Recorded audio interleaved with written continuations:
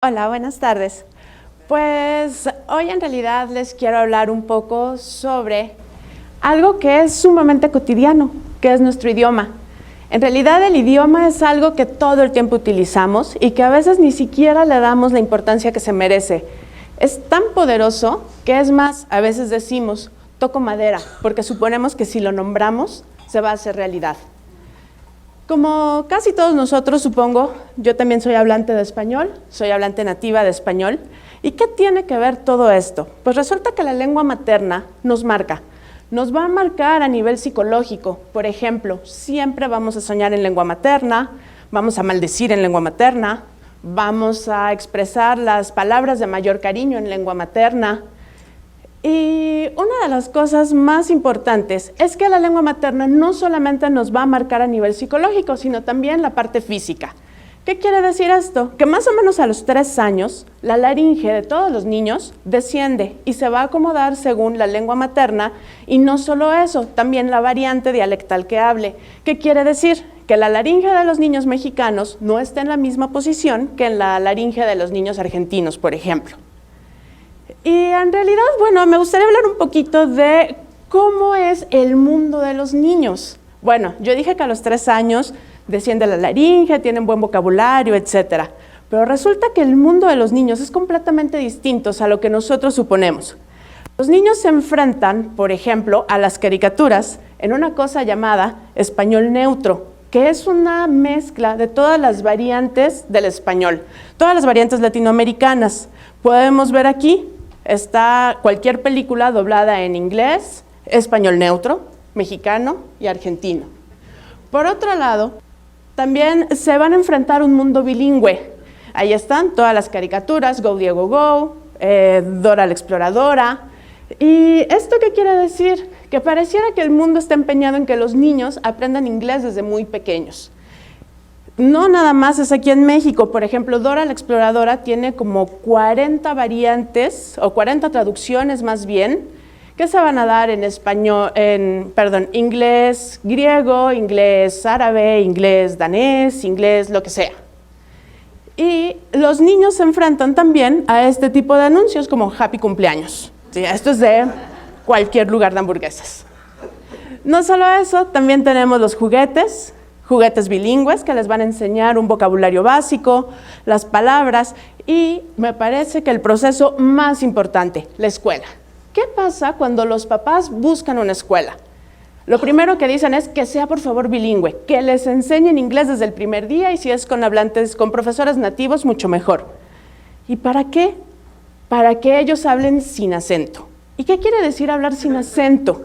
Pues muy simple, que no se les note que su lengua base es el español. ¿Pero alguna vez se han preguntado qué hay detrás de todo esto? Pareciera que nos avergonzamos de hablar español. Es muy extraño, es nuestra lengua, es nuestro filtro por el cual vemos el mundo, y resulta que nos avergonzamos de él. Además, cuando los niños llegan a la escuela, se topan con un montón de fenómenos lingüísticos.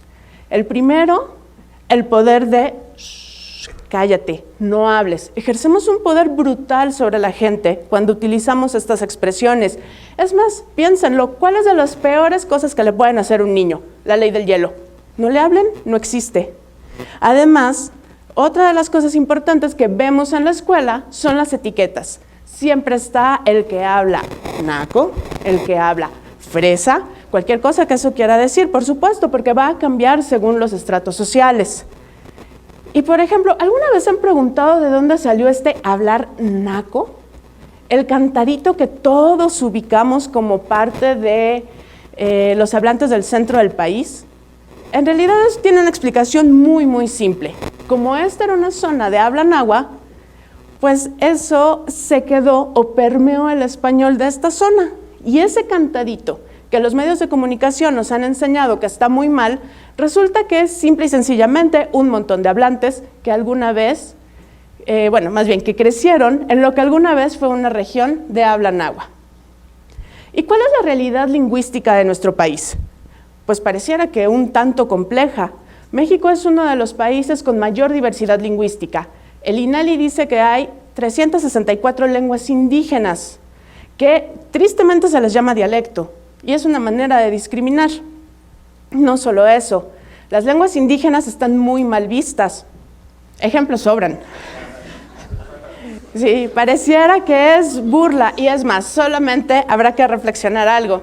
¿Por qué en México decirle indio a alguien es tan ofensivo? Generalmente es un insulto. ¿Pero qué pasa con otras lenguas? Por supuesto, está la percepción que tenemos del inglés. El inglés la vemos como una lengua completamente de prestigio. Claro, Josefa la Cerda no es exactamente lo mismo que Peppa Pig. Y una de las cosas más importantes es que además la gente pelea y se une en redes sociales para decir, por favor, programas subtitulados, películas subtituladas. Yo alguna vez me hice la pregunta, ¿realmente la gente alcanza a leer los subtítulos? En realidad no. La mayoría de la gente no los alcanza a leer. ¿Y cómo lo podemos saber? Se supone que la velocidad de lectura en silencio de un universitario promedio es de 236 palabras, más o menos, con una comprensión del 35%. Lo óptimo sería leer entre 800 y 900 palabras con un 85% de comprensión. ¿Qué quiere decir?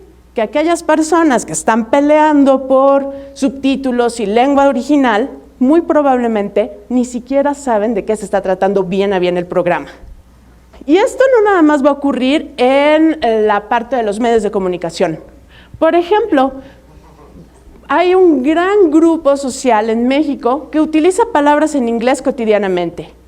Random, dude, weekend, party, issue. Son palabras tan comunes que a veces ni siquiera nos damos cuenta que son del inglés. Y además la lengua nos da otro poder. Los hablantes siempre aplicamos esta regla. Como yo lo digo, está bien dicho. Y hay una anécdota que a mí me encanta, y es la siguiente. Siempre que voy a los restaurantes, no siempre, es una exageración, pido, ¿me puede traer un vaso de agua?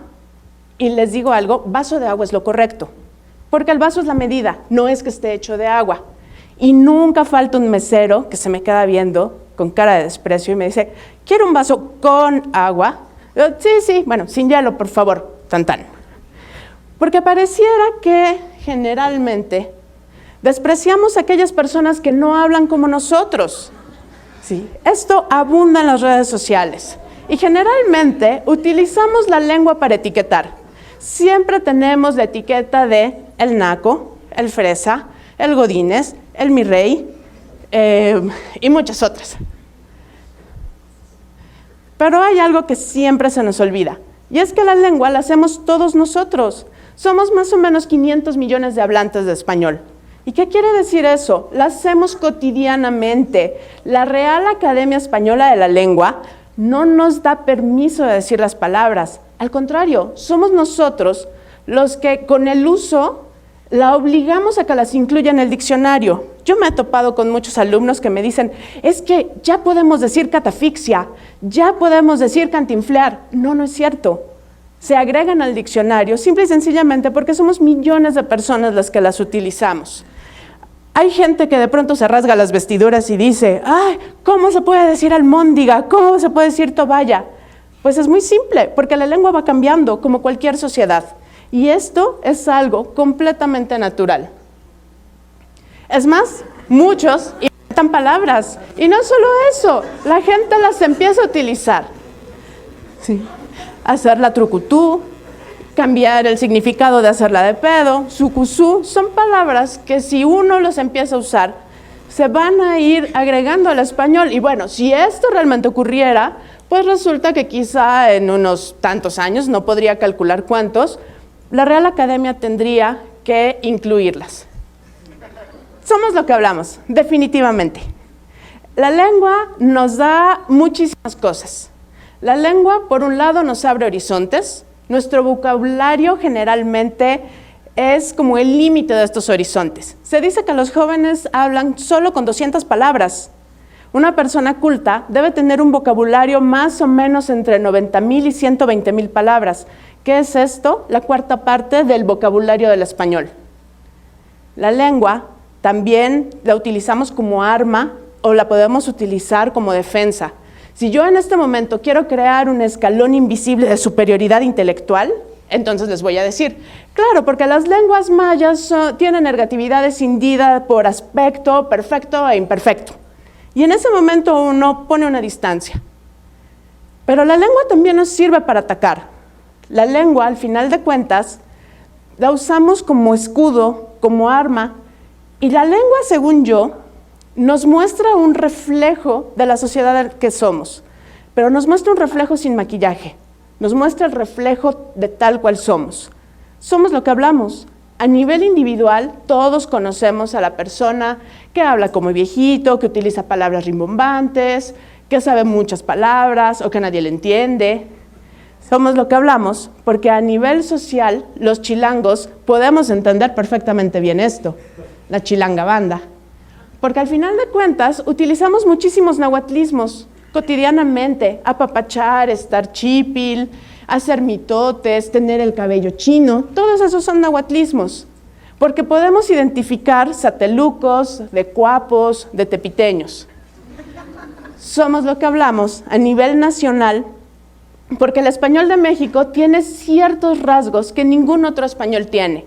Por ejemplo, el español de México le heredó a las lenguas indígenas el usar los diminutivos de forma honorífica. No sé si han escuchado alguna vez cuando dicen, ay, Diosito, virgencita, y nadie está pensando en un diosito de este tamaño o en una virgencita de este tamaño. En realidad, simple y sencillamente se hace porque las lenguas indígenas así marcaban el respeto. En México utilizamos muchas palabras que, por ejemplo, en otras variantes del español son verdaderamente arcaicas. Si uno revisa libros españoles, ellos ya no entienden fierro, algo que es supernatural para nosotros. En la península de Yucatán, por ejemplo, se dice embrocar, que es poner algo boca abajo, y son palabras que difícilmente entiende algún otro hablante que no sea mexicano.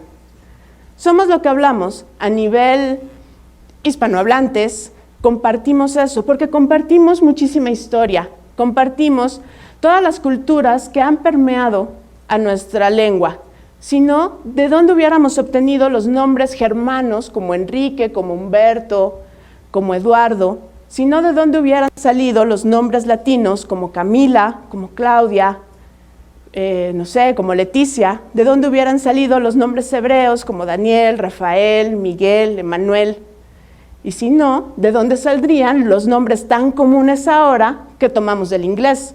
Tenemos generaciones de Brian, Wendy, Jonathan, Owen, Darren, en fin. Es decir, somos lo que hablamos, porque al final de cuentas, la lengua, más que el escudo nacional, más que el himno, más que la bandera, más que la selección mexicana, es lo que nos da identidad. Y si nosotros no conocemos esa identidad, no sé si alguna vez les ha pasado que dicen, es que México, un país que tiene tantos recursos, gente alegre, solidaria, y al final de cuentas, ¿qué es lo que nos pasa como sociedad? Yo creo algo, si a veces renegamos de algo tan importante como es nuestra lengua, si criticamos el uso de la lengua, entonces, ¿cómo vamos a obtener esa unidad? La única reflexión que quiero dejarles es, al final de cuentas, somos lo que hablamos, retomemos y seamos conscientes del uso que le damos a nuestras palabras, seamos conscientes realmente de lo que quiere decir ser hablante de español. Muchas gracias.